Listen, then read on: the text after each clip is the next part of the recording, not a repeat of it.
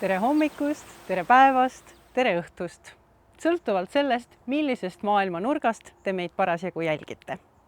Alustame Välisministeeriumi virtuaalfoorumiga Kodu kutsub ja me viime selle läbi Arvo Pärdi keskuses Laulasmaal nende imeliste mändide vahel. 2025 on vägev aasta, toimub laulupidu, on Eesti Raamat 500 aasta, on tulemas ka ESTO. Sellist vägevat aastat ei olegi ammu olnud. Kui te meie foorumit jälgite, siis kõige mugavam on teha seda läbi workshopi keskkonna. Seal saate kohe teha ka keelevaliku. Aga lisaks saab foorumit jälgida ka Global Estonian kanalites, Postimehe ja Estonian World veebilehtedelt, Välisministeeriumi ja Arvo Pärdi keskuse Facebookis samuti. Ja kui nüüd peaks juhtuma, et te täna ei saa tervet saadet vaadata, siis ärge muretsege, kõik see on ka järele vaadatav.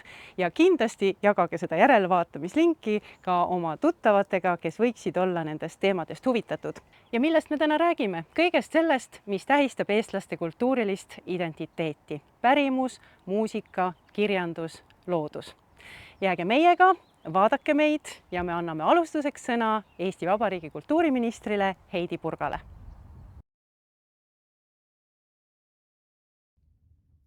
Head virtuaalfoorumil osalejad, armsad eestlased lähedal ja kaugel. Alanud on Eestimaa ilusaim kuu, jaanikuu. See on kevade ja suve kokkupuute aeg, mil on alati tuldud kokku, et tunda rõõmu suvest, sõprusest ja taas kohtumistest. Meid ootavad ees paljud suvised suursündmused, nagu üldlaulu- ja tantsupidu, paljud Eestimaa eri paigus aset leidvad teatri, muusika ja kunstifestivalid ning ka väliseestlaste suur festival ESTO. Selle aasta septembris täitub meie suurel heliloojal Arvo Pärdil 90. eluaasta, mida tähistatakse juba praegu nii Eestis kui ka mujal maailmas paljude tähtsündmustega. Helilooja juubeliaasta sai alguse juba käesoleva aasta jaanuaris ning kestab 2026. aasta kevadeni. Seda tähistatakse kontserdide, festivalide, näituste, mitmete väljaannete ja filmilinastustega. Mul on eriti hea meel, et Arvo Pärdi heliloomingule on pühendatud arvukaid suuri rahvusvahelisi koostööprojekte New Yorgis, Brüsselis, Dresdenis, Hamburgis, Berliinis, Londonis ja tegelikult veel lugematul hulgal paikades üle ilma. Arvo Pärt on maailmas üks enim esitatud nüüdisheliloojaid. Tema omanäoline helikeel võlub miljoneid muusikasõpru ning viib ka teadmise meie väikese riigi muusikakultuurist laia maailma. Muusikakultuur on läbi aegade olnud meie visiitkaardiks. Kultuur ise on tihti nähtamatu, kuid ometi on see erakordselt tugeva, ühendava jõuga.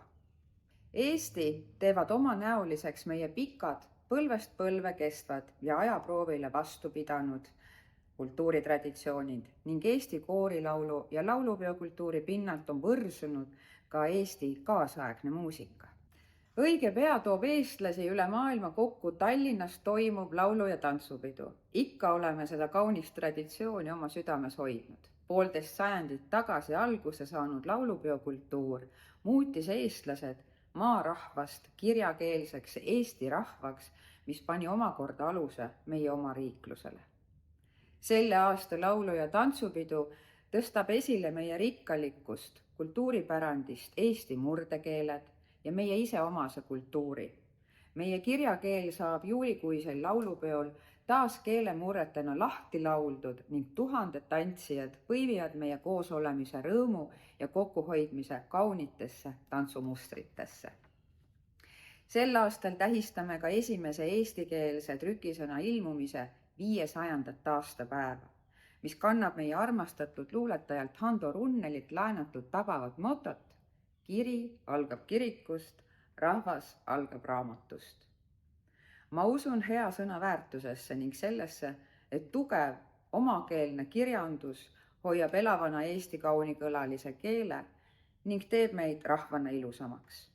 Head eestlased maailma eri paigus, tahan siinkohal kasutada võimalust ja tänada teid kõiki. et olete elus hoidnud eesti keelt ja kultuuri vaatamata sellele, kui kaugel te geograafiliselt Eestist parasjagu olete. Kultuuri kaudu jagame ühiseid väärtusi, oleme avatud ja enesekindlad ning kanname edasi oma riiki ja selle pärandit ka oma lastele. Kultuur aitab meil tunda end kindlalt suurte rahvaste peres.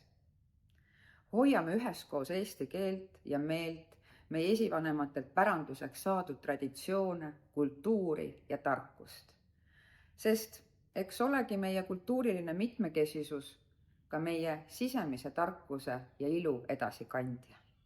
Hoiame tarka ja ilusat Eestit. Thank you, Minister of Culture, for these welcoming words. And we'll be continuing our forum from the Arvo Pärt Center from an improvised studio. And my very first guest here is Avo Kivilo, the hostess of Arvo Pärt Center. Arvo Pärt Center, I believe Estonians know this place very well, but since we have viewers from all over the world, there might be others who haven't heard of it. Tell us briefly, what does Arvo Pärt Center do today? Good afternoon. Arvo Pärt Center was actually started 15 years ago. Time flies. And it was founded by Arvo Pärt and his family. And the purpose initially was to work with Arvo Pärt's heritage and built up this sacred grove. And this is the core. We have our archive. This is the basis for our exhibitions and programs. In addition to that, thanks to the new building that we have, which isn't that new, we are here for the 7th season. We are working here since 2018. We are able to receive guests as well. These are people interested in the music and the world of Arvo Pärt. They can read books, watch movies, listen to music. We have our own concert program. We invite other performers here.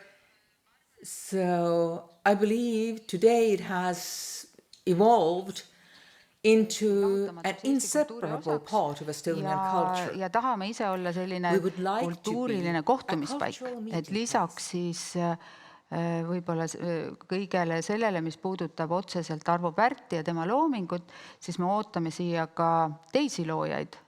Meil on residentuuriprogramm, kus inimesed saavad pikemalt töötada, nii muusikud kui mittemuusikud.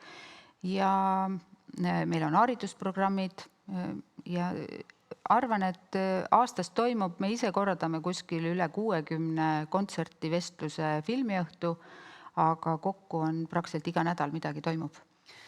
Arvo Pärt on, ma usun, vist kahtlusteta üks tuntumaid eestlasi, kui mitte kõige tuntum eestlane üle ilma, et kas see teeb teie keskusega selliseks sihtkohaks, kus tõesti üle maailma tullakse, kas te teete sellist statistikat, et kust kõik siia on tuldud?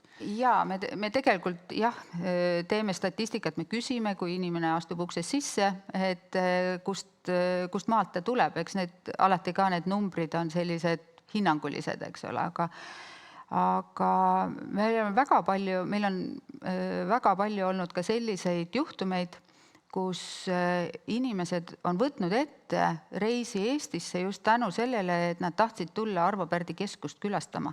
Näiteks oli meil just eelmine nädal 2 vanahärrat New Yorgist, kes ütlesid, et nemad tegelikult tulidki Euroopasse ja Eestisse seetõttu, et nad tahtsid tulla Arvo Pärdi keskusesse.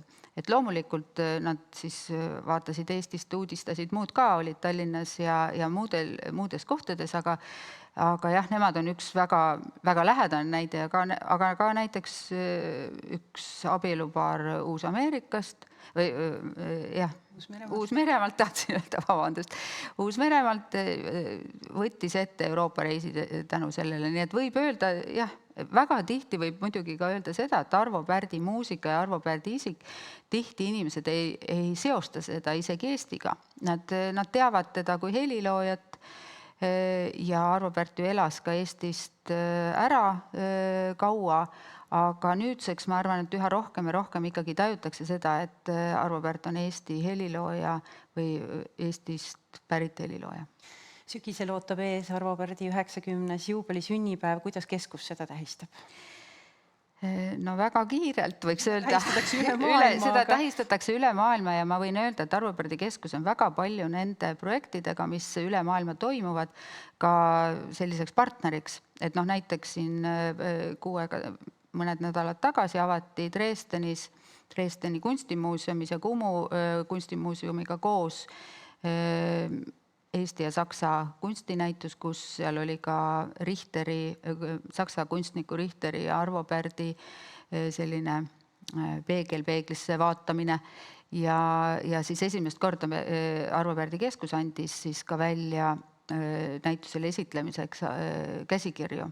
Nii et see on üks näide, kus me oleme tõesti seotud ja neid, kus me oleme partneritena kaasas välismaal on mitmed, on BBC Bromsil, Carnegie Hallis, kui nimetada võib-olla selliseid suuremaid, aga meie endal on terve meie hooaeg on ikkagi pühendatud Arvo Pärdi juubelile, me püüame rohkem Arvo Pärdi muusikat esitada, tuua erinevaid esinejaid, aga võib-olla oktoobris on selline meile endale väga oluline teaduskonverents, kus see on siis teist korda peame siin teaduskonverentsi, kus tuleb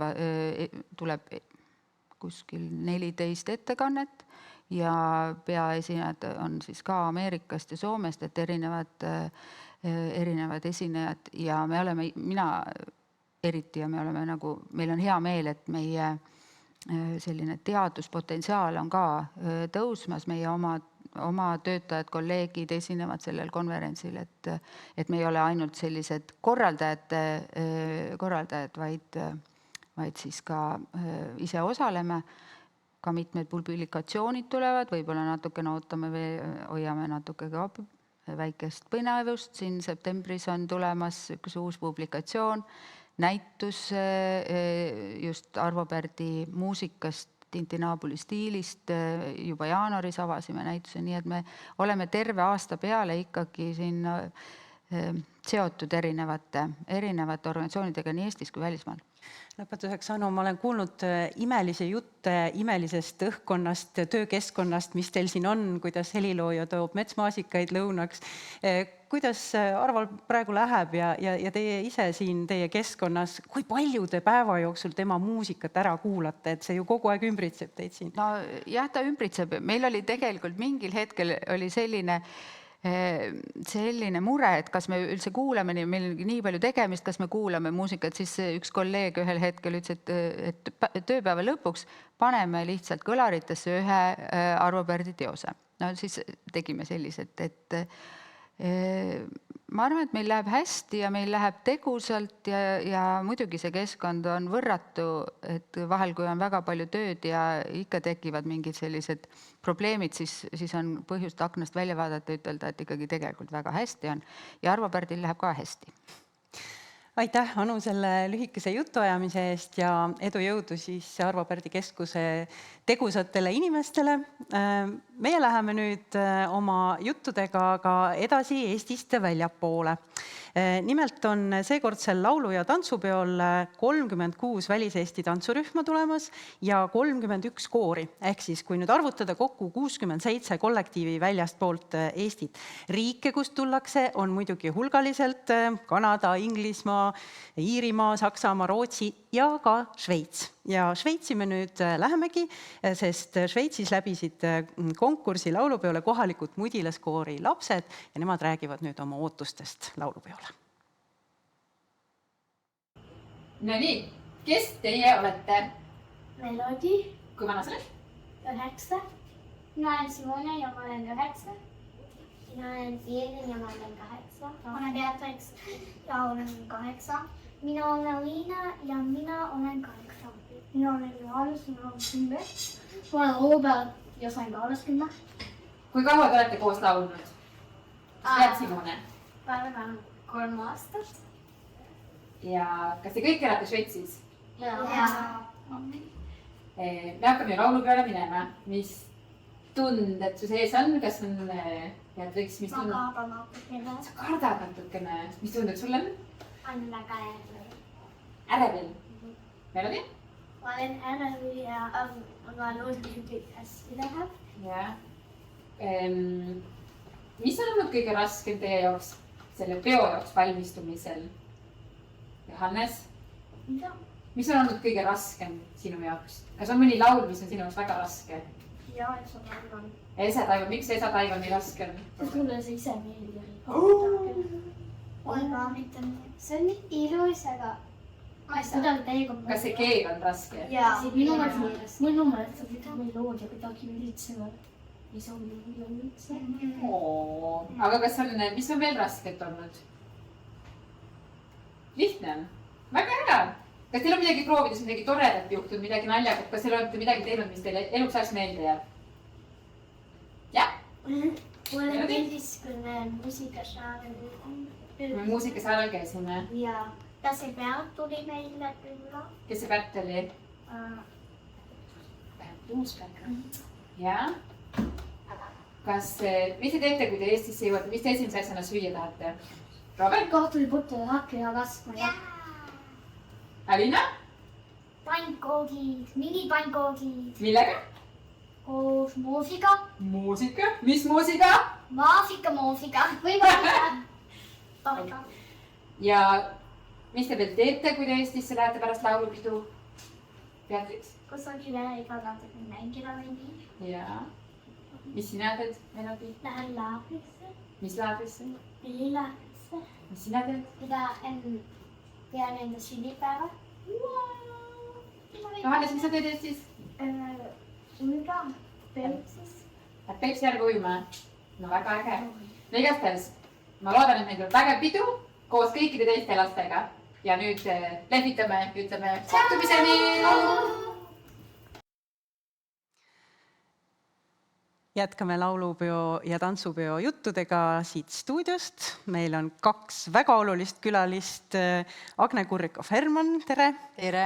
Ja Hirvo Surva, tere! Tervist! Ja Agne, kõigepealt kohe parandame fakte, et kui ma siin enne ütlesin arvu, kui palju tuleb erinevaid rühmasid, siis ütle nüüd sina õige arv. Ja kõigepealt siis tantsupidu, eks ole, et seal oli see arv 36, mis enne nimetasid, aga tegelikult on väljaku peal 38 erinevat rühma üle ilma liigis. Nii, kas laulupeol on ka täpsustusi? Minu teada ei ole. Väga hea. Täpselt nii nagu on. Aga räägime sellest, laulu- ja tantsupeoni on jäänud umbes täpselt 6 aega nüüd. Jah, võib-olla pisut vähem isegi. Mis need viimased tööd ja tegemised teil praegu on? Mis toimub? No kiire viimane ettevalmistus peab ütlema tantsupeo poole pealt, et tõesti istus meil koos just eile tantsupeo meeskond, tegi viimase üheteisele silmavaatamise ja viimased ettevalmistused, rääkisime läbi põhjalikult oma tantsupeo nädala, kuidas me liigume, kus me peatume, kuidas, mismoodi proovid. Ja nüüd on veel viimane lihv ja see on käes. Ja laulupeoga samamoodi. Nii, Hirvo, mis Jaa, sul nüüd teha on? viimased proovid on lõppenud. Tegelikult ma arvan, et see on natuke erinevusega, et tantsijad hakkab see põhitöö nagu tegelikult ju peale kõik seal väljakul, aga meil on nüüd proovid tehtud, et me ootame, et kuni kõik see koori jõuab laulukaare alla, et saame seal proovid ära teha ja ma arvan, et koorid vähemasti on kõik oma kontserdideks valmistunud väga hästi, nii et loodetavasti või õigemini kindlasti tuleb üks väga tore laulupidu. Kava on ju iga kord erinev, et kui raskeks või kergeks te hindate selle aastase kava, nii tantsu kui laulu poole pealt?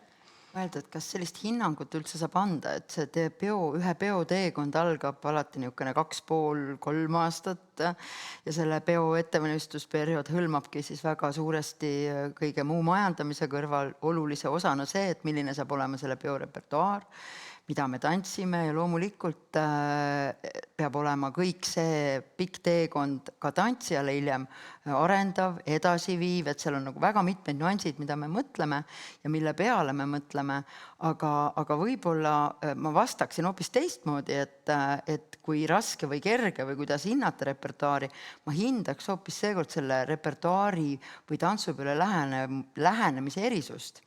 Et me tuleme kokku seekord tantsumurule ühele suurele suguvõsa kokkutulekule, nende hulgas ka siis rühmad üle ilma ja iga piirkond, iga maakond toob meile sinna tantsumurule oma kodunurgakese hõngu, ehk täpselt selliselt, nagu me erisustega oleme, igaüks ise oma, nii et natukene see tekib, see repertuaar ja kogu see tunnetuslik pool sellele peole seekord selline iga Eestimaa nurga ja üleilmse vaatenurga vinklist. Just tahtsin selle üleilmse liigi kohta küsida, et see on ju esimest korda, kui nõnda on tehtud.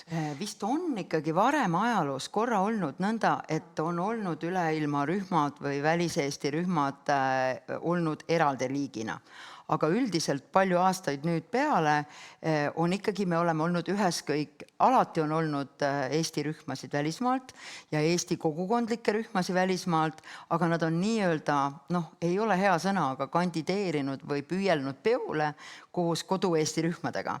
Ja seekord on see lähenemine tõesti teistmoodi ja 15 erinevast riigist siis 38 rühmakooslust on tulemas väljakule ehk sellele suurele suguvõsa kokkutulekule kokku ainuüksi nemad väljakul, see on nende hetk ja ma arvan, et see on selles mõttes eriline. Kuidas see väliskooride, välistantsurühmade kontrollimine käib, et me teame, et on ju väga tihe sõel, et üldse pääseda laulu- ja tantsupeole. Kuidas välismaiseid koore üle kuulati?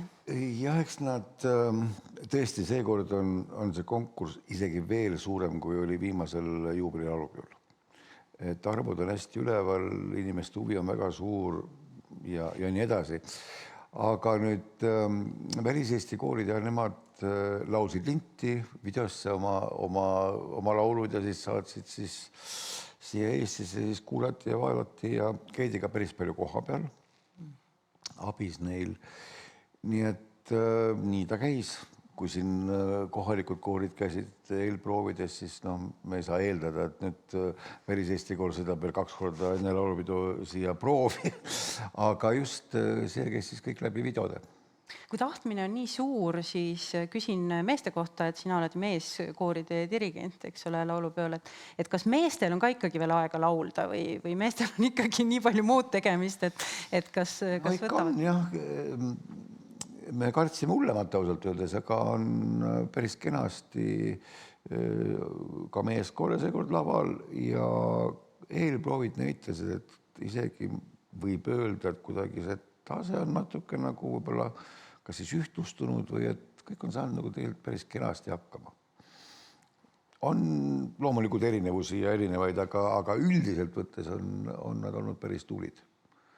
Aga me teeme ühe väikese pausi siia vahele, me vaatame ühe väikese jutuajamise ära, see on ka üks meessoost laulja, kes tuleb laulupeole ja ta on Eesti juurtega, aga ta on Ameerikas üles kasvanud ja nüüd hiljuti siia Eestisse tagasi tulnud, tema nimi on Jordan Brody ja hetkel õpib ta siis TalTechis ja tõesti läheb ka laulupeole. Tere, minu nimi on Jordan and I have some questions that were given to me. I'm going to answer them. So when did you come to Estonia? I came here last year. I moved here last May. And did you start singing in a choir right away? Yes, right when I came to Estonia, about a week from moving here, I joined the Viker Lapsed Choir, which is the first, one of the first, or it's the first gay LGBT choir in the Baltics. And yeah, I joined them right away because I knew it'd be a great way to meet people. I've been in choirs since I was 8 years old in the United States. Let's see. Is this your first entry to Laulupidu, and with what feelings do you anticipate going to the song festival? This is my first time singing at the Tallinn Laulupidu, since I joined the choir so early last year, I was able to sing with the Tartu Laulupidu, and it was amazing. And I am so excited. The Tartu Laulupidu was so powerful, and I think the Tallinn Laulupidu will be just as powerful. What has been the most difficult part of preparing for the Grand Festival? The most difficult part is I'm a tenor too, and sometimes hearing my part separated from the other tenors can be challenging, and just being consistent and going every week because I'm studying engineering at Caltech and the program's pretty intense, so it can be hard. I go to rehearsal very tired a lot. I think that's been the most hard part. Why do you think the Song Festival is such an important event for Estonians? Well, I mean, the history during the Soviet Union and during that time, the culture was trying to be eradicated, and it's how Estonians kept the culture alive during that time. My grandma had to leave because of that in 1944, and so it just means so much to me that we got our independence through the singing revolution, and just being there with tons of other Estonians singing these songs. It's very powerful, it's very beautiful. And I think this is why it's so important, because people feel this, they feel proud, they feel excited, they feel connected, they feel love. And I know a lot of families get together for this, so I think that's why it's important. And that's all the questions. So thank you. I'm excited for the Laulupidu.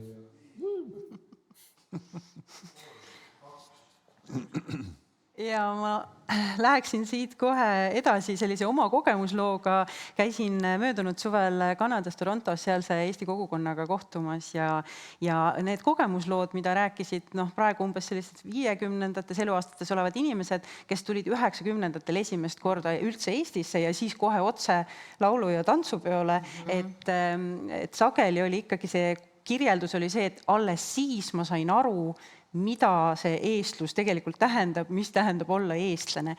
Agne, sina oled nüüd käinud ka nende väliskogukondade juures, et kuidas sulle tundub, kas praegu võiks see efekt sama olla? Hea meelega jagan oma kogemust, et mina olen saanud selle aasta jooksul, ühesõnaga olles üle ilma liigijuht ja see inimene, kes siis paneb väljakule mustrisse need meie kaugel elavad kallid eestlased, olen saanud tõesti täiesti teistsuguse vaatenurga üldse eestlusele, meie oma Eesti tantsule, kogukondlikkusele ja tegelikult sellele, et mis üldse nagu toidet annab, et võib-olla see on seesama, et me oleme kogu aeg siin sees, see on meil iseenesest saadaval, see on lihtne ja loomulik, me kipume vahest virisema, olema millegi üle põhjendamatult rahulolematud, et see aasta on toonud niisugusest teistmoodi kaugemalt pilku, et minu nii rühmade juures külaskäigud on viinud mind Ameerikast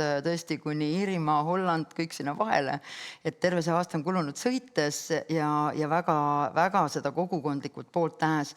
Ja mulle meeldib see, et kui sa tõid võrdluseks selle, et kuidas nad tulid ja nad tulid esimest korda, siis tänases kammas nendest inimestest, kes nüüd juba tõesti 4 nädala pärast meil staadionimurul kogunevad, et neid samme sinna ritta panna, et see pilt on nagu niivõrd erinev, et on neid, kelle juured on sellest ajast, nendest samadest inimestest, kes said esimese kogemuse laulupeost tulles alles siis üle pika aja või üldse esimest korda Eestisse. Siis nendest, kes on läinud täna, keda on viinud töö, keda on viinud armastus, mõni muu elu keerdkäik või õnnehetk ja nende tunnetus on nagu absoluutselt erinev.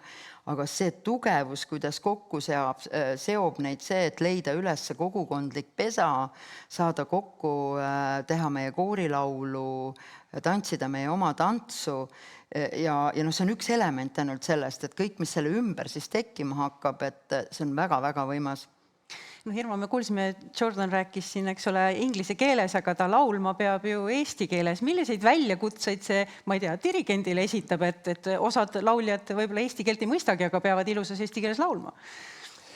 No ma toon siia ühe näite lihtsalt. Minu esimene kokkupuude välis-Eesti kooridega üldse oli 96. aastal, kui Esto käis esimest korda Eestis minu teada. Aga väliseestlaste diviis, hoopis ka ameeriklased. Et see oli koor Portlandist, kus on väga tugev Eesti kogukond, ta on väike, aga hästi tugev, seal on nii tantsijad kui lauljad. Ja sealne siis ameeriklastest kokku pandud Eesti koor, ehk need suured Eesti fännid, nemad andsid välja plaadi ainult Eesti muusikaga, see dirigent on Lani Klein, ja nad tegutsevad siiamaani tegelikult. Nii et suure tahtmise juures või jällegi, et see näitab seda, kuidas Eesti kogukond on siis viinud selle huvi just nimelt selle kohalike ameeriklaste nimel koguni, eks ole. Ja nad tegelevad sellega.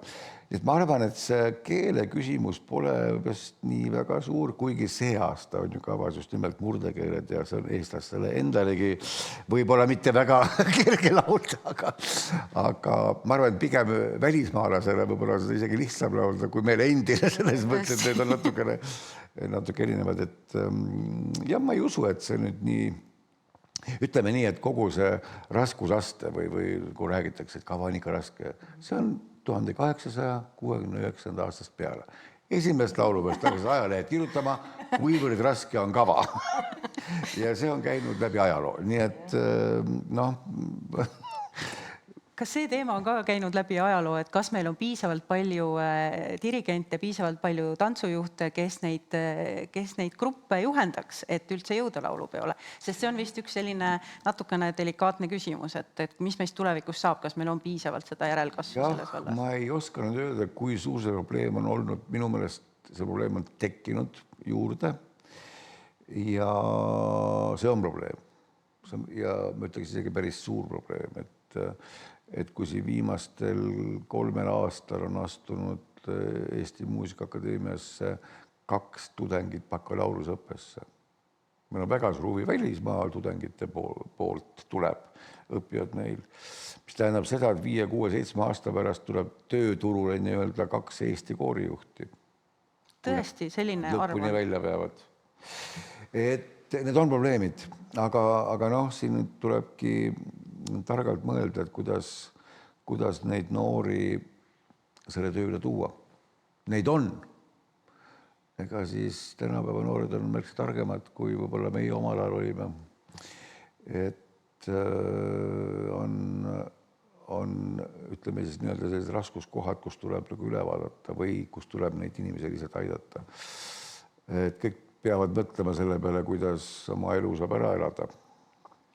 Et ütleme see otse, et nii, et ainult missioonist tänapäeval üksi enam ei aita. Samas ma saan aru nii teie jutust kui ka sellest, et piletid on ju ka väga suure kiiruga välja müüdud, et see huvi nii-öelda laulda, tantsida ja vaatama tulla seda kõike on tohutu ja isegi kasvav, nagu eriti praeguses ajas on seda just väga vaja. Just ma tahtsin öelda, et see on ilmselt tänapäeval just see, et eestlastel on vaja rasketel aegadel tulla kokku. Ja see, mis toimub tänapäeva maailmas, sõjad, kõik see kokku, nad vajavad kokkutulekut, nad vajavad üksteise toetust, nad vajavad jõudu. Ma arvan, et see laulu-tantsupidu ongi see koht, kus nad lihtsalt tunnetavad oma koosolemist, külje õlatunnet ja neil on seda vaja. See on midagi enamat kui lihtsalt võib-olla see, et huvi Eesti rahvatantsu või meie koorilaulu vastu, vaid tõesti see sama suur kogukondlik tunnetus. Ja mida raskemad on ajad, seda rohkem seda vajatakse. Et seda võib-olla ei väljendata alati nõnda välja, aga sellest on praegu näha, kuidas seda hetke oodatakse. Oli juttu 90 alguses, kas meil üldse ongi vaja enam laulu-tantsupidu? Just nimelt. Korraks käis, tuli uus vabariik, eks ole, ja nii edasi. No, mida aeg edasi tuleb välja, et üha rohkem on vaja. Eks ole olnud neid aegu, kus on olnud niisugust huvilangust või ei ole need hetked seal ka Kalevi staadioni vaates olnud. Õnneks oli ka korraks. Õnneks oli see korraks, jah. Aga ilmselt see elu on, et kuskilt mingid nivood, mis on õhus ja looduses meie selja taga, Nii et praegu me oleme selle huviga nagu laineharjal, pigem kui me vaatame nüüd korraks niimoodi tulevikku siin 10-20 aastat edasi, et see on ikkagi teie vaate mõttes selline positiivne tulevikussenaarium, et see muutub aina olulisemaks. Ma arvan küll, ma võib-olla parandaks isegi, et see ei ole mitte huvi, vaid see on tunne. See on vajadus. See on vajadus või emotsioonivajadus või mingisuguse sisemise jõuvajadus, et huvi on võib-olla mingi see, kui sul on huvi seda näha, aga ma arvan, see tuleb kuskilt siit seest, et selleks on vajadus, et tulla noil põhjustel kokku. Aga mina ei tea, mina ei näeks, et tulevik võiks olla, võib-olla see on lihtsalt niisugune tahtmine mõelda positiivselt, näha läbi roosade prillide ja ma usun, et ega siis inimesed ajas, see läheb sinna samasse, et kui seda on praegu vaja, ega siis inimene ajas ei muutu. Ajad ümber võivad muutuda, aga erinevatel hetkedel on ikka ja ma arvan, et meis on jõudu ja ressurssi, et seda hoida ja edasi kanda. Räägime ühest sündmusest veel, mis on hästi oluline eestluse alleshoidmisel, see on ESTO. ESTO on juba 72. aastast peale olnud väga oluline selle sama eestluse kandja ja kui ta alguses oli selline suur vajadus, et Nõukogude okupatsiooni all olevasse Eestisse ei saanud tulla, seda kultuuri tuli säilitada kuidagi väljaspool, siis nüüd on ju sama, nüüd on tegelikult meil väga suured kogukonnad, mis on nii-öelda vabal tahtel välismaal, aga tahavad ka seda hoida. Hirvo, sina oled ESTO laulupeo kunstiline juht ka, et kuidas need ettevalmistused on läinud, mis seal tulemas on? Ja ESTO algab Stockholmis juba siin samas juuni lõpus enne laulupidu, pärast jaanipäeva õigemini, ja siis ta kolib üle Narva. Narvast tullakse siis Tallinnasse laulupeole. Ettevalmistused käivad ja on ju peaaegu juba finiši sirgel, aga eks seal on meil tegemist. Jah, kõik need koorid, kes on registreerinud ka laulupeole, nad tulevadki siis enne, mitte kõik just, aga tulevad enne siis nagu Stockholmi. Me alustame seda veel tegelikult 25. juuni õhtul Stockholmis Kreegi Reekvimiga, pühendamaks seda kõikidele eestlastele.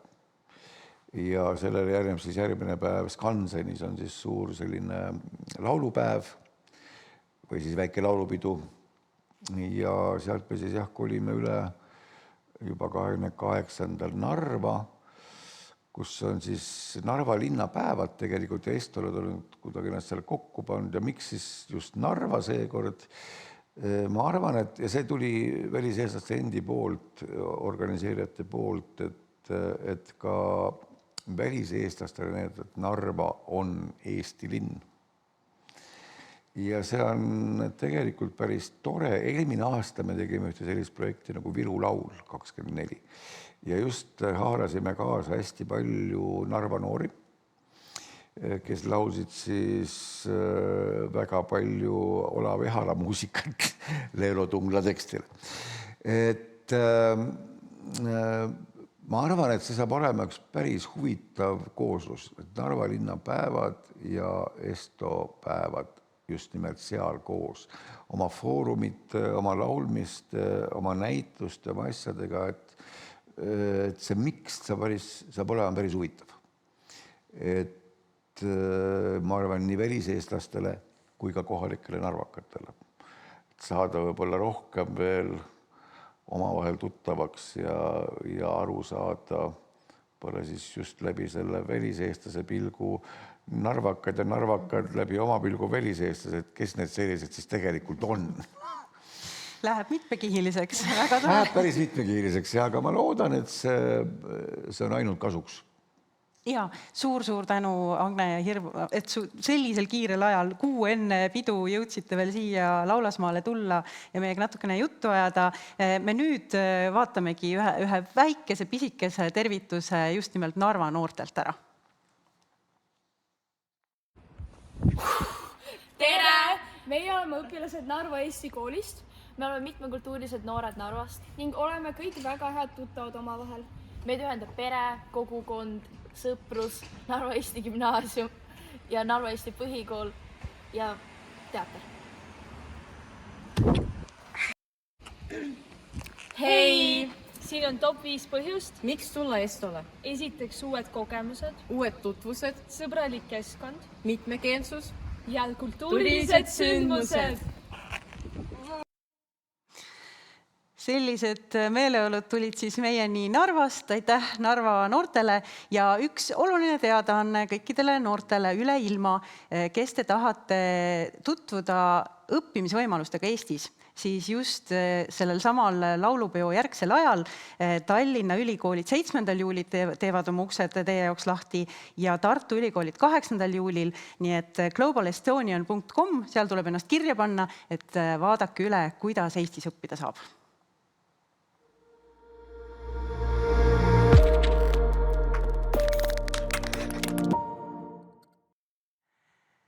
Kuna me seda foorumit teeme Arvo Pärdi keskuses, siis loomulikult ei saa me ka ilma Arvo Pärdi muusikata.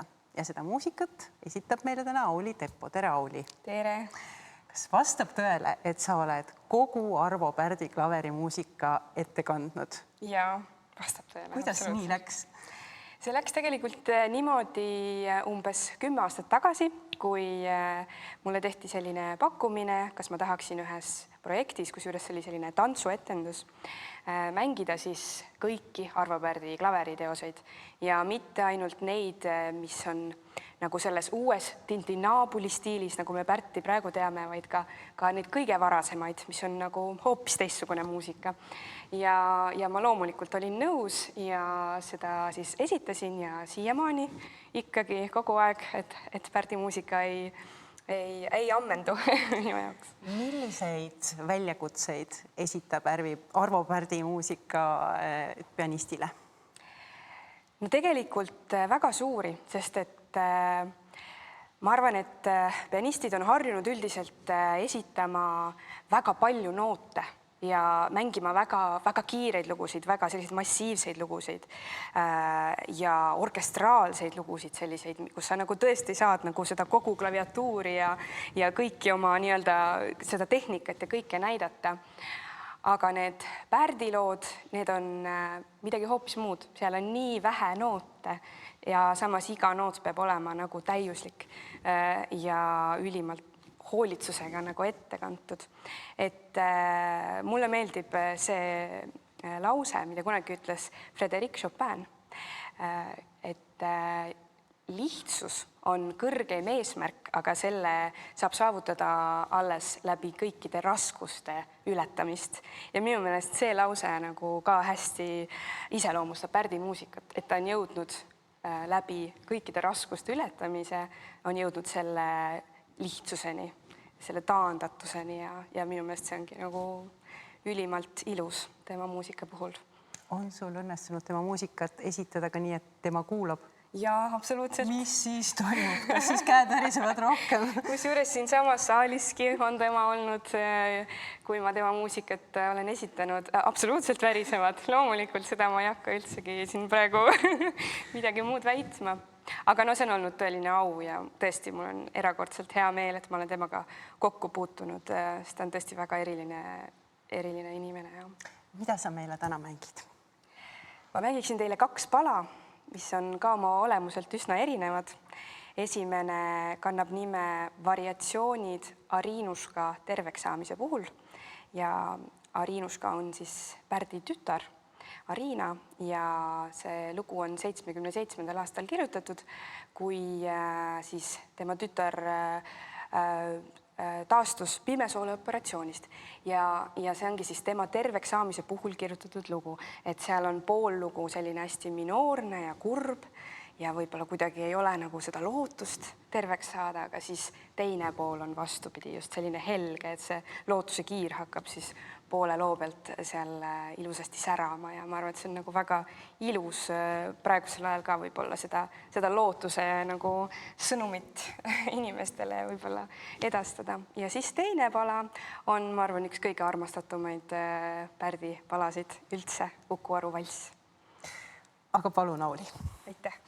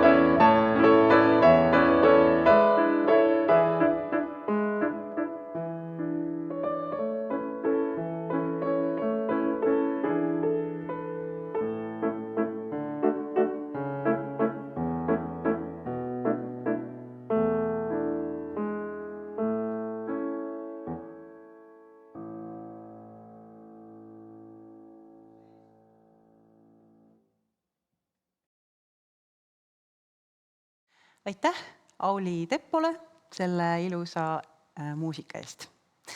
Me läheme nüüd aga oma videopildis Eestist väga kaugele, Austraaliasse, kus siis Lääne-Austraalias Perthis on üks uuemaid Eesti kogukondi tekkimas. Paljud noored on läinud sinna kas seljakotiga rändama või tööle ja neil on tekkinud vajadus koos käia, eesti keeles rääkida, Eesti toitu süüa. Ja selle kõige tulemusena on sündinud üks värskemaid väliseesti organisatsioone, Est-Vest, ja selle organisatsiooni loomise kogemusest nüüd natukene kuulemegi. Tere, mina olen Marin Hiks, mina olen siis Est-Vesti president.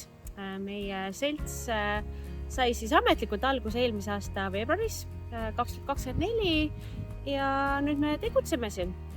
Ma olen ise siin juba 15 aastat olnud, terves aeg siis Lääne-Austraalias ja järk-järgult tekkis aina rohkem soove, et võiks midagi toimuda, võiks olla üritusi, võiks olla kokkusaamisi ja meie kogukond on ka ainult kasvanud ja väga palju noori ja nüüd väga palju lapsi.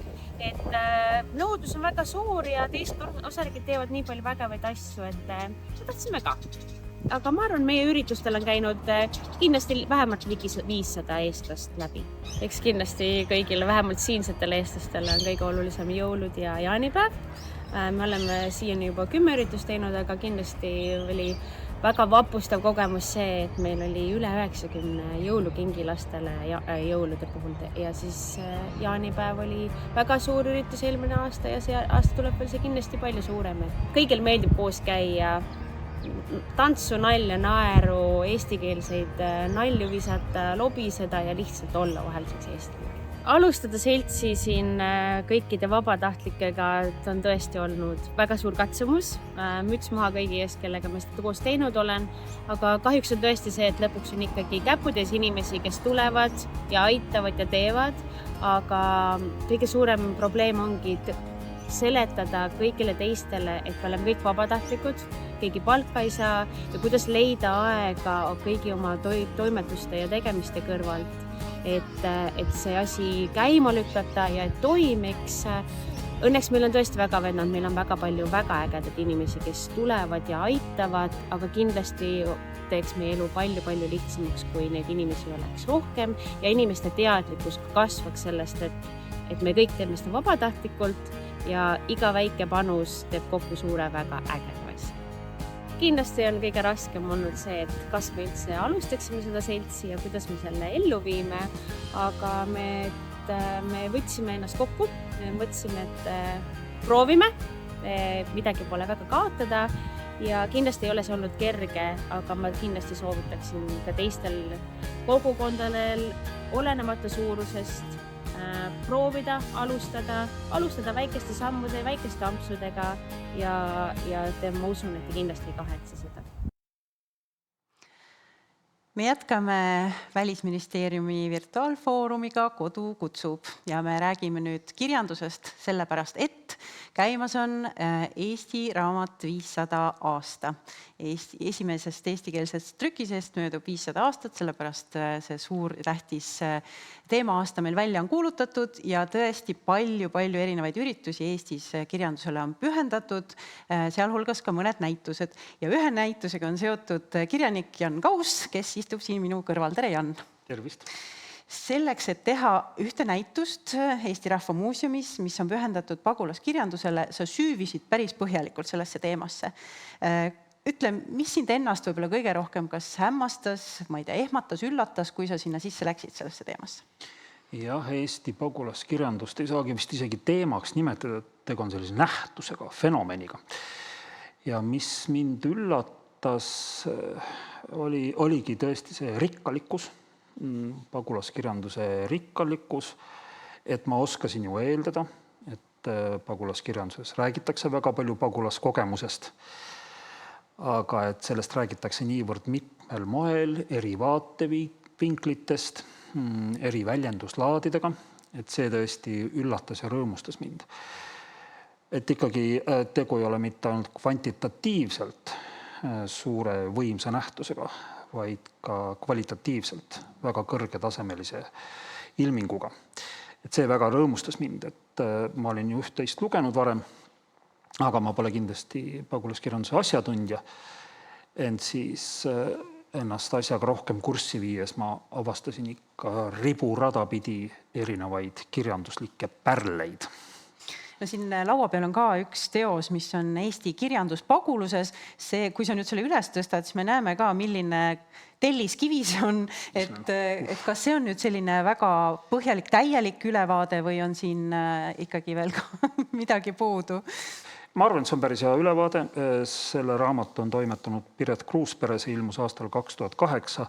Nii et kui keegi tahab saada head ammendavat ülevaadet sellest ilmingust, siis kindlasti tasub seda raamatut lugeda, sest pealispinnal see raamat on küll selline väga, ütleme, žanrikeskselt üles ehitatud, et kõigepealt käsitletakse siin proosat ja siis memoristikat ja näitekirjandust ja luulet, aga siit ikkagi kogu selle žanrilisuse tagant tulevad välja need pagulaskirjanduse põhilised jõujooned ja need on ju väga huvitavad, nad omavahel kuidagi põimuvad ja samas on nende vahel väga palju erisusi.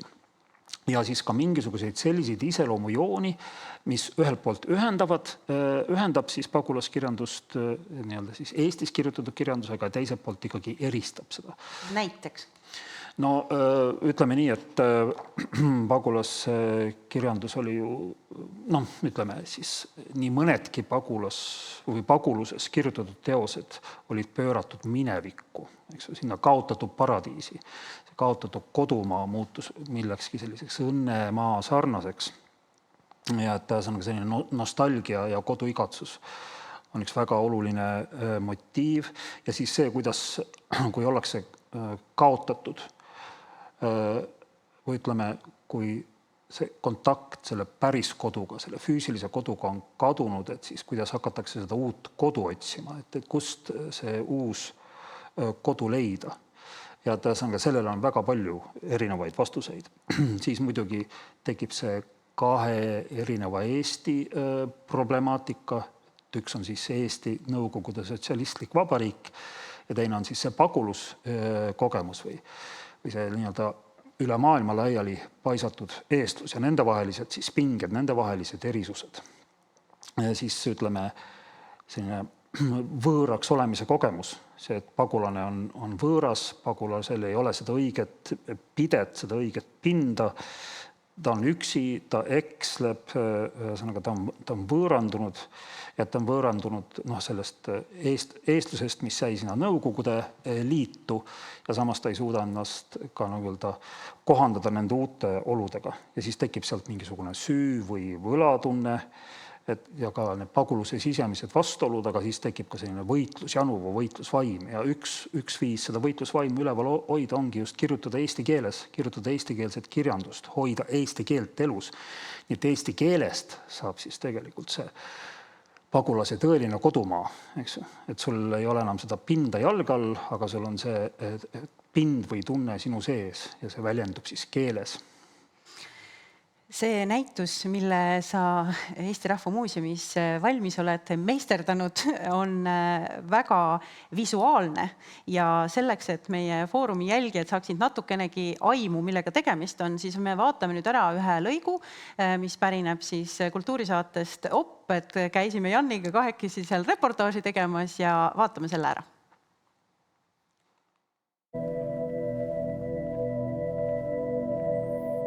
Tere, Jan! Tervist! Räägi, mida inimene siit seina tagant leiab, kui ta ERM-i tuleb? Ta leiab siit emotsionaalse sissevaate sellisesse fenomeni nagu Eesti pagulaskirjandus. Et Eesti pagulaskirjandus mängib üleüldse terves Eesti kirjanduses väga olulist rolli ja olulisemat, kui me võib-olla oskame tajuda, et 40-ndatel, 50-ndatel, ma arvan, parim osa Eesti kirjandusest kirjutati just nimelt paguluses. Lähme siis vaatame natukene lähemalt, mis seal näitusel paistab.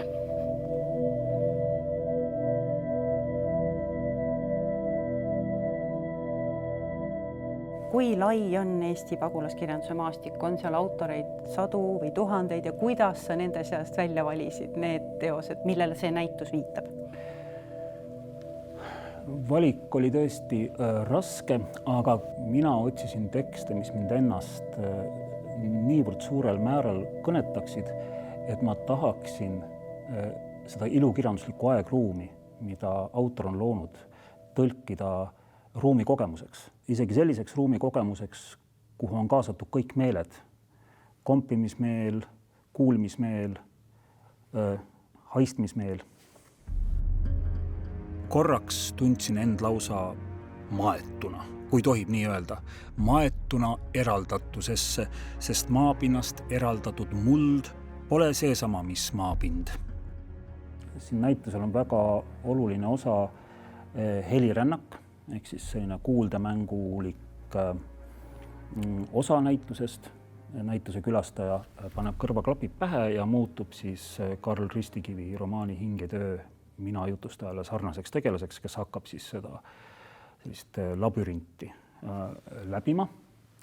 Ja labürindid koosnevad siis sellistest ruumidest, mille puhul ma kasutasin mingi konkreetseid ilukirjanduslikke tekste. Ja minu jaoks siis näiteks selle labürindi selline keskne ruum põhineb ühel Maria Underi suurepärasel luuletusel Nägemus, kus ta siis ühesõnaga kasutab ühte väga olulist motiivi Eesti pagulaskirjanduses, sellist mineviku ihalist soovi minna kaotatud kodumaale tagasi. Ta näeb sellist unenäo sarnast nägemust, kus ta on siis nagu kodukohas tagasi. Ja siis ma tahtsingi selle kodukoha ruumi luua. Kes võitleb, sellel on õigus. Kes lakkab võitlemast, kaotab kõik õigused.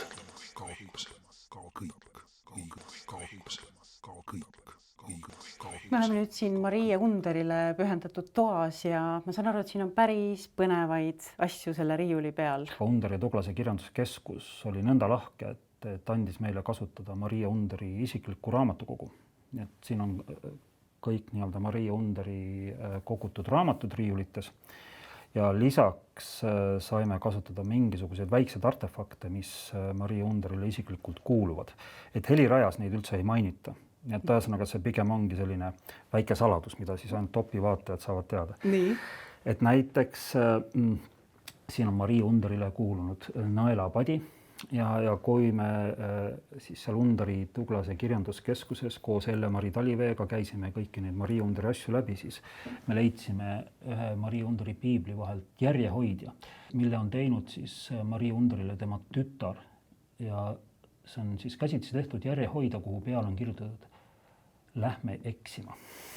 Ja siis näiteks ka Maria Underi surivoodi kohal rippunud kalender, kus siis ongi jäänud alles siis tema surma kuupäev. Ta lahkus meie hulgast väga kõrges vanuses 25. septembril 1980.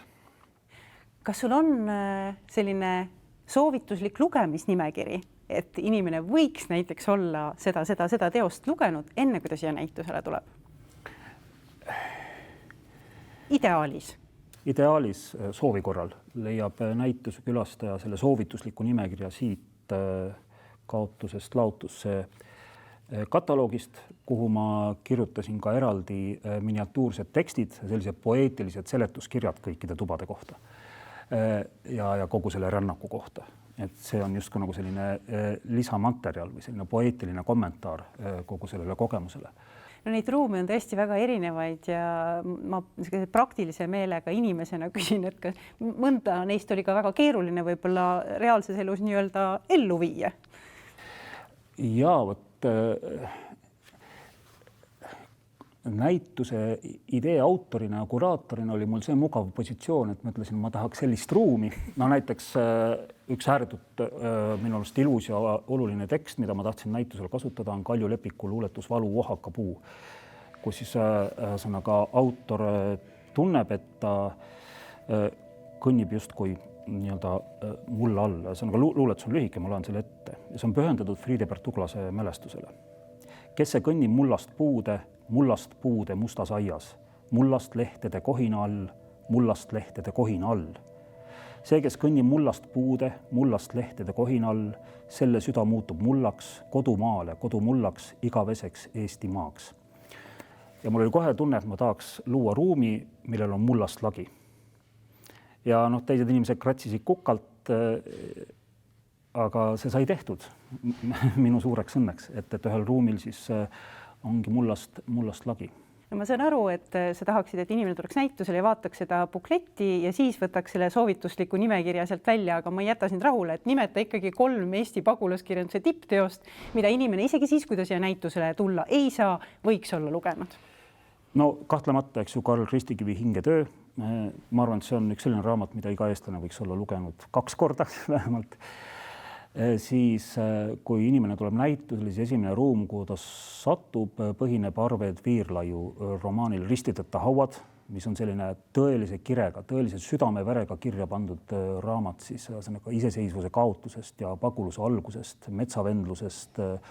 See võiks olla kindlalt üks raamat. Ja siis ikkagi võiks lõpetada selle autoriga, kellega ka lõpeb see näitus, ehk siis Ilmar Laaban. Ta leidis mingisuguse vabaduse tunde keeles, et keel ei olnud talle lihtsalt vahend, vaid ka eesmärk, et ta leidis kuidagi keele kaudu mingisuguse metsiku joovastava vabadustunde ja seda sellist joovastavat vabadustunnet ma tahtsin ka kuidagi tõlkida ruumi kogemuseks. Nii et Ilmar Laabani luule, kindlasti tema kuulus luuletus Ankruketi lõpp on laulu algus. Tühjus avanes mu ees, see justkui virvendas virmalisteta, toitis leivata, kutsus kutsumata. Selle avarus andis mõista, et ma võin minna, mis suunas tahes.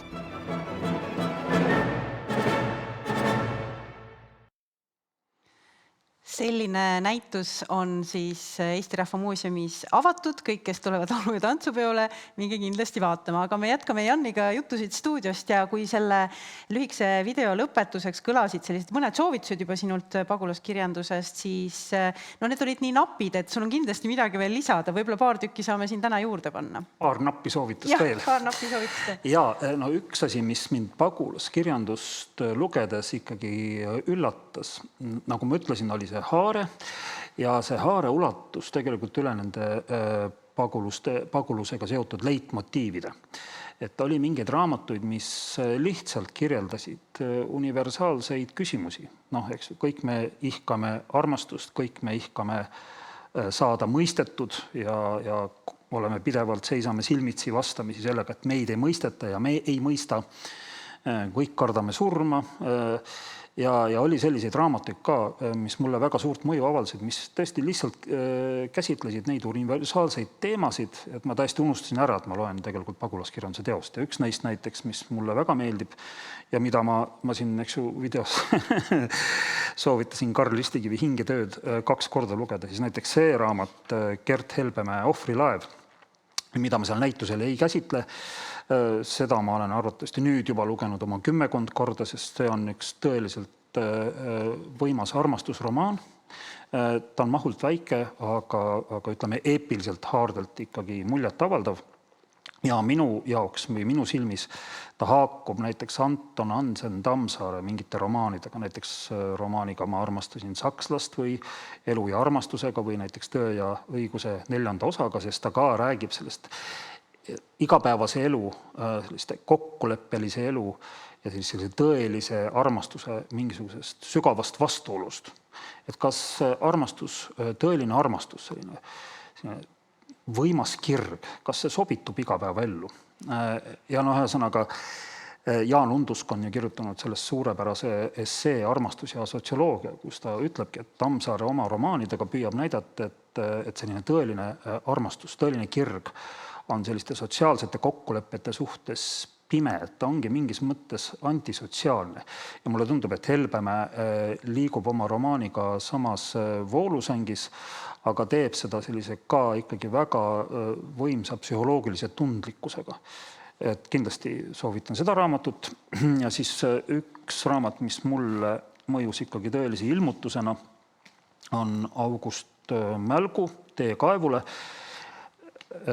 mida ma kasutasin näitusel. Ja see on samamoodi tegelikult psühholoogilise realismi võtmes kirjutatud teos ja teos enese leidmisest.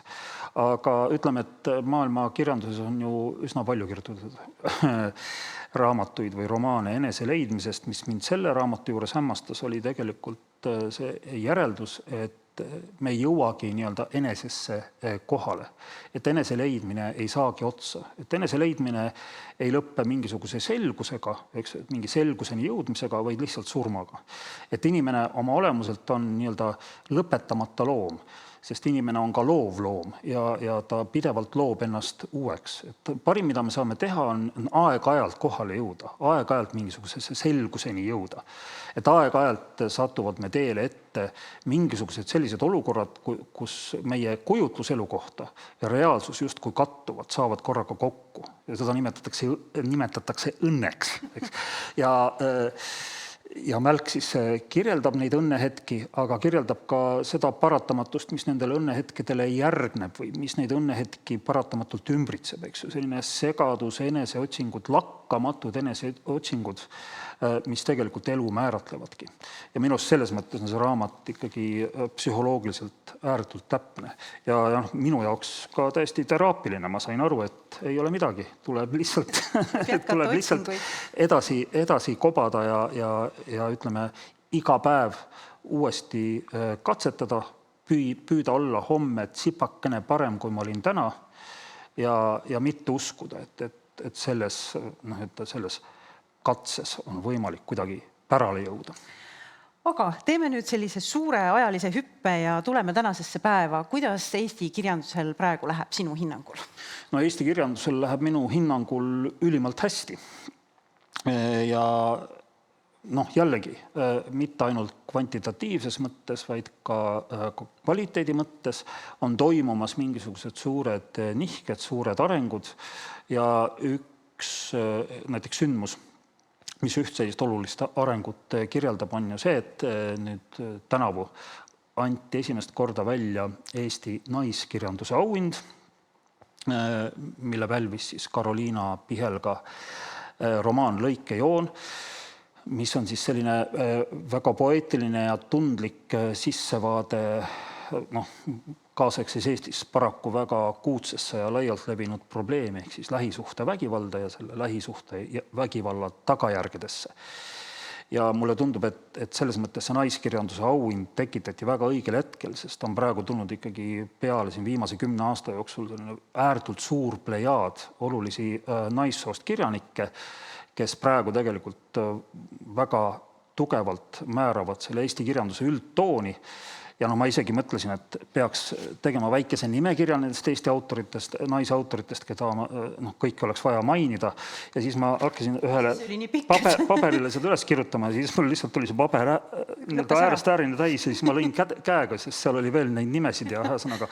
Aga näiteks siin sel aastal on ilmunud üks selline raamat Kairi Loogilt, kes oli enne tuntud ju lastekirjanikuna, Tantsi tolm põrandast, mis minu meelest ka liigub sellises nagu Viivi Luige 7. rahukevade voolusängis või selle raamatu tekitatud voolusängis, et vaatab seda naise pilgu läbi siis meie lähiajalugu. Nii et ühesõnaga see naiste osalus kirjanduses on ääretult oluline ja ka väga selgelt tajutav. Ja näiteks ma ise olin, iga aasta antakse välja siis sellist raamatut nagu Eesti novell ja Eesti novell 2025 oli siis selline raamat, mille koostajate hulka kutsuti ka mind. Seal on iga aasta siis 4 koostajat ja kui me seda raamatut koostasime, siis me valisime siia siis hulga novelle ja 9 novelli pärinevad naistelt ja siis 4 või 5 tükki meestelt, nii et see ka näitab väga hästi selle praeguse olukorra ütleme siis tasakaalu või tasakaalustamatust heas mõttes. Näiteks see aasta anti ju Friedebert Tuglase novelliauhind ka 2 naisautorile Brigitta Davidantsile ja Meiu Mündile. Et see on kindlasti üks väga oluline ilming ja tervitatav. Me oleme nüüd maininud mingeid teemasid, mis Eesti nii pagulaskirjandusest kui nüüd sellest tänapäevasest läbi käivad ja on sellised väga tõsised eneseleidmine ja kõik muu selline. Kas Eesti kirjanduses nalja ka saab? Ja kusjuures ma ise pean seda huumorit, see on väga hea, et seda sellise küsimuse esitasid, sest mina ise pean huumorit ääretult oluliseks, sest me kahtlemata elame väga tõsisel ajal ja täiesti õigustatult tõsisel ajal. et kõigil on selline mure ja ärevus südames, eks ju, kusagil sedasi hõljub mingi täiesti tajutav oht. Aga mulle tundub, et just sellistel väga tõsistel aegadel tuleb säilitada see võime naerda ja ka tegelikult enda üle naerda, sest mulle tundub, et ühiskond, mis kaotab võime enda üle nalja teha, muutub ikkagi tunduvalt vaesemaks ja muutub ka nõrgemaks, et meil ikkagi tuleks säilitada võimet enda üle, ikkagi täiesti ka nagu irvitada aeg-ajalt. Et seetõttu mulle tundub, et kirjandus võiks olla see koht, kus seda võimet naerda edasi kantakse. Jaan Kaplinskil on üks suurepärane ütlus, üks neid ütlusi, mille ma olen võtnud endale üheks nagu elujuhiseks, see kõlab nii, kõlab paradoksaalselt, aga see kõlab nii. Vahest tuleks elu tõsiselt võtta, aga seda, et võtad elu tõsiselt, ei tuleks tõsiselt võtta. Ma olen väga palju selle peale mõelnud, et tõesti, et minu veendumused, et ma usun neisse ja ma võtan neid tõsiselt, aga ma ei tohi neid võtta liiga tõsiselt, et nad ei tohiks muutuda nagu jäigaks. Ja just ma arvan, huumor aitab sellele väga palju kaasa. On sul selles osas ka mõni äkki hea soovitus, et... See on näiteks üks väga tore raamat, mis ilmus esimest korda aastal 2010. Selle autor on Indrek Kohv ja selle raamatu pealkiri on Eestluse elujõust. Ja see eestluse elujõust minu meelest väga hästi just kirjeldabki eneseirooniliselt siis eestlasi. Sest Indrek on siis võtnud terve patsahkami selliseid eesti keelele omaseid väljendeid või mingisuguseid väljendeid, mida me oma igapäevases elus kasutame, sageli seda teadvustamata ja loonud sellest siis sellise terviku, mida ta hüüab hüsteeriliseks traktaadiks. Ja ma lihtsalt loen siit ühe väikese lehekülje ette, et aru saada, eks ju, kuidas see tervik toimib. Et see on minust väga tore. 1,5 miljoni kõige uue mudele. Pane ära oma raha, midagi ma ei võta su käest. Lapsed on meie tulevik. 2 viina on minu piir. Kurat, homme annan lahutuse sisse. Ega ilma tööta ei saa midagi, mitte kui midagi. Majandus kasvab meil kiiresti, ise näed, kuidas kasvab. Närvid jumala läbi. Peaasi, et küll ma ei tee. Üheskoos laulsime ennast vabaks. Pastorg ja partorg ja reklaamimees. Palju see meie meeste keskmine oli? 63 või nii? Ega mind kauaks ei ole enam, 10 aastat ongi jäänud veel, kui hästi läheb. Mina käin kirikust jõulutunnet otsimas. Ei, väga hea. Et ühesõnaga, ta on loonud sellise hästi toreda koosluse. Jah, just. Ja ma arvan, kõik oleme neid ka mingil moel kasutanud või mingis kontekstis. Et minust see on väga lõbus lugemine. Ja selles samas Eesti novelli kogumikus on ühe tegelikult muusikaajakirjaniku Siim Nestori kirjutatud Facebooki postitus. Ühesõnaga, ta käis ostmas vetsupoti kaant ja siis ühesõnaga sellest sai selline suur kannatuste rada, tõeline epopea. Ja siis ta kirjutas sellest hästi pika Facebooki postituse, mis siis nii-öelda, kuidas vanarahvas ütleb, läks vairaliks. Ja siis meie see väikene 4-liikmeline žürii, kes selle raamatu kokku pani, selle üks liige Maria Esko ütles meile, et lugegu me seda. Ja meile kõigile see niivõrd meeldis, sest see oli jällegi väga lõbus lugemine, et me mõtlesime, et me avaldame selle Facebooki postituse novellina. Ja siin ma loen lihtsalt ette ühe väikese lõigu, millest mina tundsin ära ka iseenda. Ühesõnaga, et see lugu, see lõik räägib ka minu elust. Ja minust väga täpne ja samas väga naljakas. Ühesõnaga, siin käib siis jutt sellest, et see vetsupoti kaane asendamine või prillau asendamine on väga keeruline ja on vaja selliseid asju nagu eksentrikuid. Ja eksentrik, ma vaatasin sõnaraamatust järele, on silinder või ketas, mis on võllile kinnitatud nii, et tema geomeetriline telg ei ühti pöörlemistäljega. See on mingi selline asi. Ja siis Siim Nestor ütleb abikaasale, pean tagasi deposse minema, et eksentrikutele paremad poldid ja kinnitused otsida. Mis asja, vastab ta. Paned külge, see peaks ju tsõksti kinni minema. Tsõksti, tõesti, tsõksti. Tsõksti on meie praeguses maailmas üks kõige suuremaid valelubadusi. Kõik peaks käima väga mugavalt ja tsõksti. Sellele tsõksti viirastusele on andnud hoogu igasugune äppindus, mis kogu elu maru mugavaks on teinud. Ja eks ka rauastaparaadid ole tegelikult nii kaugele jõudnud, et tõepoolest inimesed arvavad ja eeldavad, et kõik käibki tsõksti. Paned külge ja paned külge ja tsõksti korras. Tõenäoliselt see nii enamasti inimestel ja kohtades ongi, et kõik käib tsõksti, aga mitte minuga. Keegi narrib mind. Mul on niigi täiesti puudulikud teadmised ja oskused igasuguse tehnikaga suhtlemisel ning just nimme juhtub just minuga pidevalt mingeid anomaaliaid. Selliseid, mida mujal kusagil ette ei tule. Olgu see arvutis või telefonis või suvajuhtmete ühendamises, see, mis kõigil teistel tsõksti toimib ja töötab, see mul ei tööta. Keegi ei saa aru, miks, kus viga täpselt on, aga ei tööta. Mul ei ole mitte kunagi mingit tsõkstit olnud. Aitäh, Jan. Nüüd on siin terve selline rida teoseid, mida ma usun, et pooled vaatajad tahaksid kindlasti lugeda ja mul on üks hea vihje. Nimelt, te ei pea selleks üldse Eestisse tulema, et neid raamatuid laenutada. Te ei pea üldsegi neid tellima internetist füüsilisel kujul, vaid Eestis on olemas selline laenutuskeskkond nagu Mirko, ehk siis Minu raamatukogu, ja sealt saab e-väljaandeid laenutada absoluutselt igaüks, kellel on Eesti isikukood. Nii et otsige see keskkond ülesse. Seal võib küll olla nõndaviisi, et mõned väga populaarsed teosed võivad olla vahepeal nii-öelda otsas, et see e-väljaannetel on ka oma limiit peal. Aga siis oodake ära see järjekord ja lõpuks te ikkagi saate, nii et kõik need populaarsed Eesti teosed võiksid olla sealt keskkonnast ka teile saadavad. Ja üks teine soovitus on veel muuseumikaart, sellepärast et Eesti on täis erinevaid ilusaid ja harivaid kohti, kus saab muuseas ka kirjanike kohta palju teada. Kas sul on oma lemmik selles osas, et Eesti kirjanikule pühendatud nii-öelda paik, kus saab tema kohta teada, kus see võiks olla?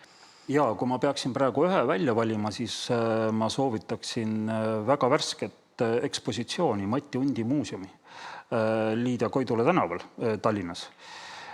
Selle taga on Maarja Vaino väsimatu vaim ja raudne tahe, et meil on nüüd olemas ikkagi väga olulisele kirjanikule pühendatud väikene, hubane ja väga undilik ekspositsioon. Et selle ekspositsiooni territoorium on väga väike, aga väga rikkalik. Nii et ma soovitan seal igal juhul ära käia. Ja loomulikult alati võib ikkagi tulla ka Tallinna või Tartusse või üldse Eestisse raamatuid ostma. Just seda ka. Aitäh, Jan.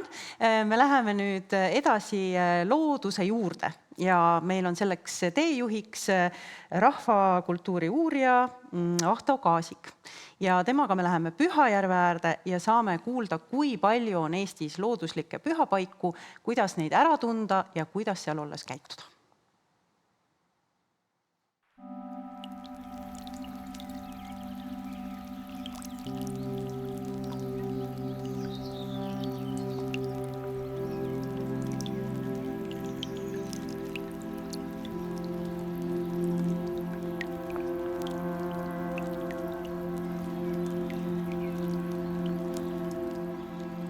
Tere!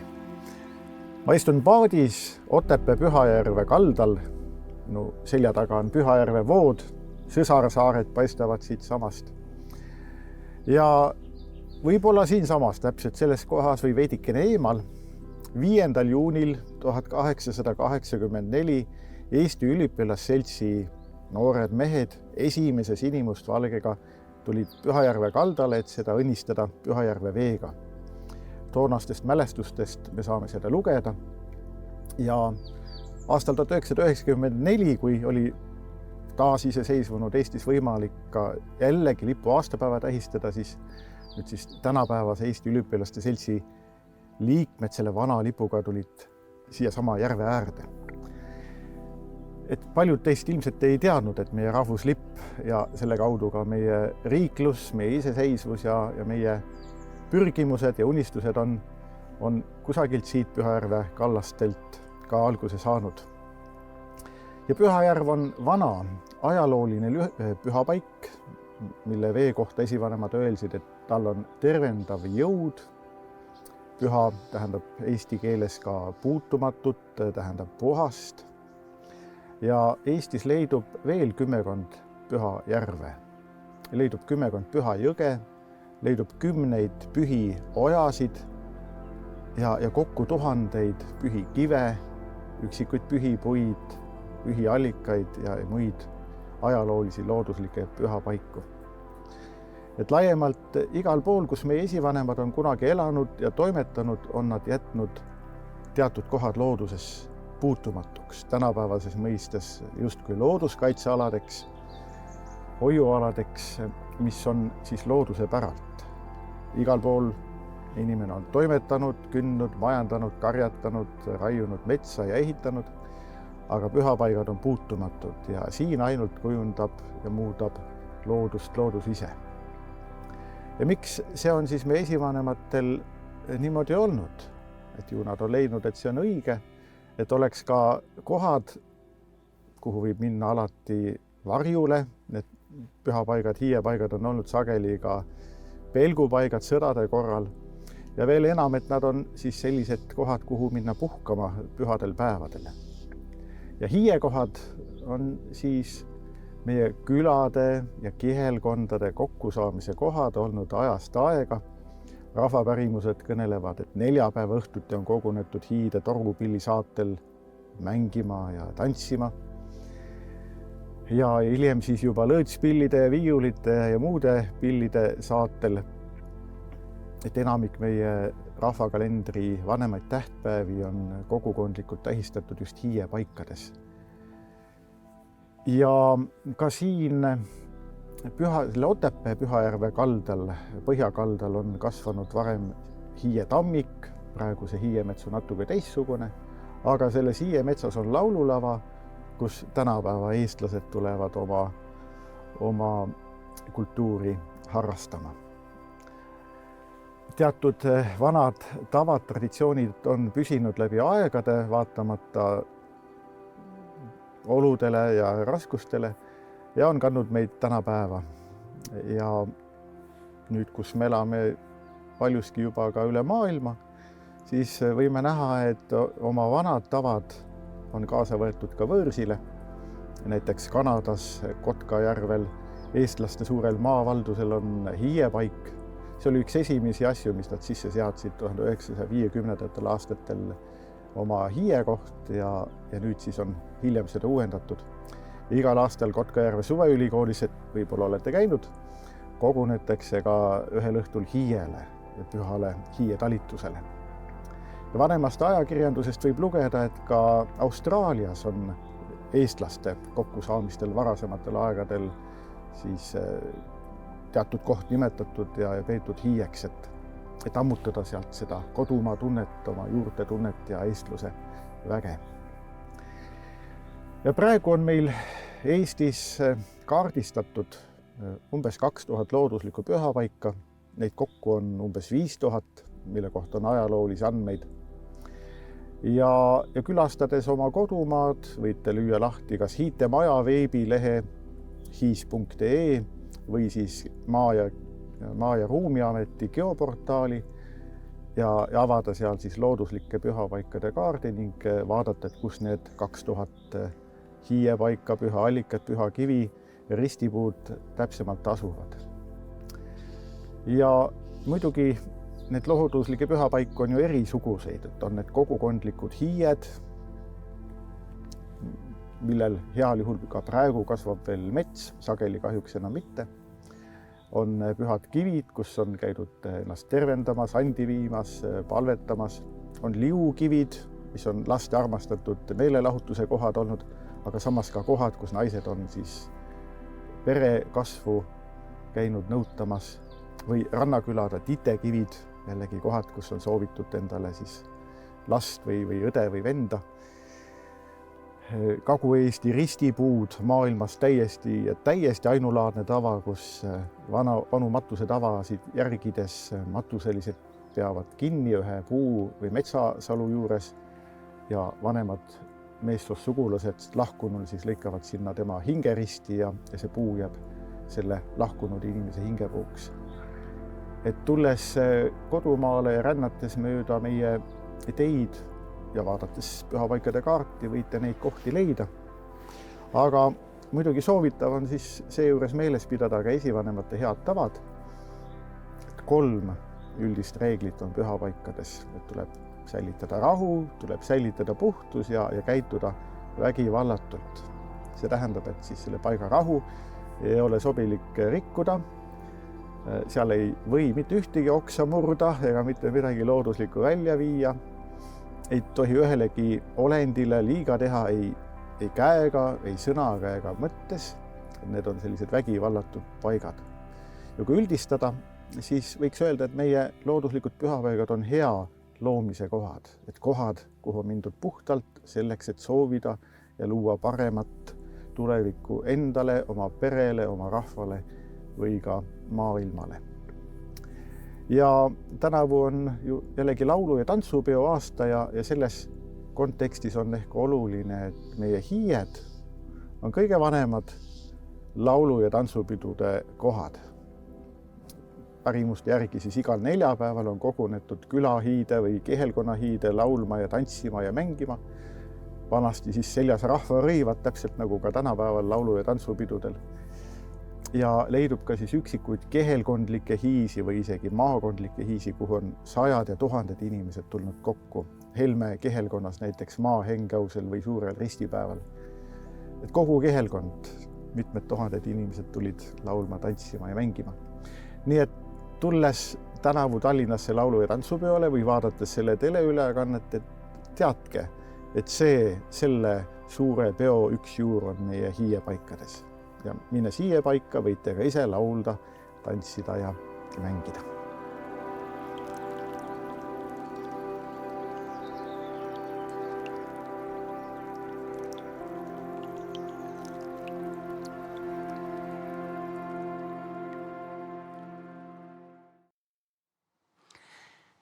Head vaatajad, meie tänane virtuaalfoorum Kodu kutsub hakkab vaikselt lõppema.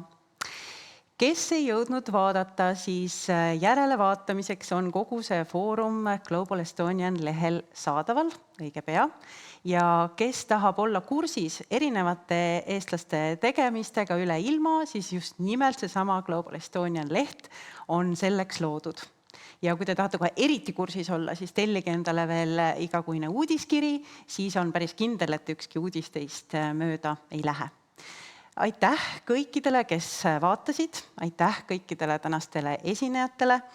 Sellel suvel on tulemas nõnda palju, mis juba täna mainitud on, Esto laulu- ja tantsupidu, enne kõike on tulemas aga jaanipäev, nii et kohtume nendel erinevatel üritustel oma rahvuskaaslastega ja oleme rõõmsad.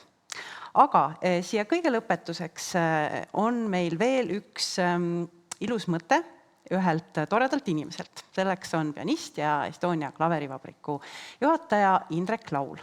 Tema mõtteid saame me nüüd kuulata ja on ka päris selge, et kui ta räägib, ega siis ka klaverimuusika kõlamata ei jää.